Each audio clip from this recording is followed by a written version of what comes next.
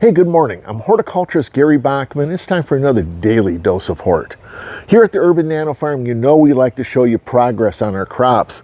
And it just seems like earlier this week we were looking at our cucumbers and showing how big the vines were getting and how we were attaching, the vines to the trellis and everything.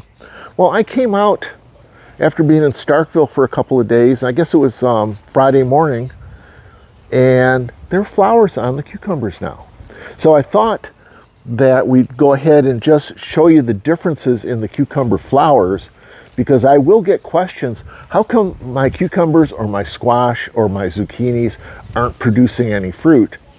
And most of the time it's because the flowers on the cucurbits are male and female flowers on the same plant.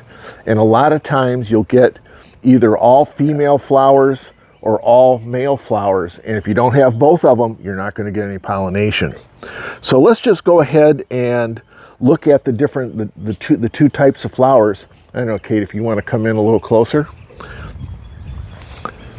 Now here's the male flower, and the male flower, you can see how it's set up, and all it has, if you want to get don't worry about getting in close, because I don't think you can.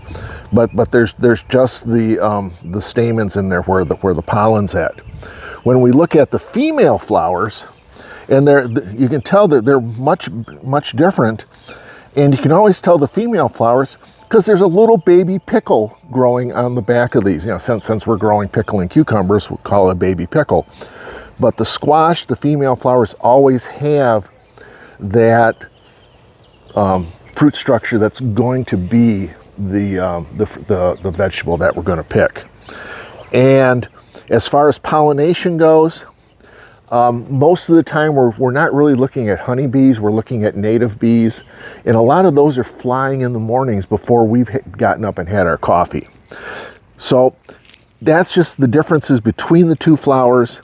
If you are having both sets of flowers showing up and you're not getting any fruit production, what you can do, you can go here. You don't need to get in close on that, but you can go pick the male flower, and you can come over here and you can just go.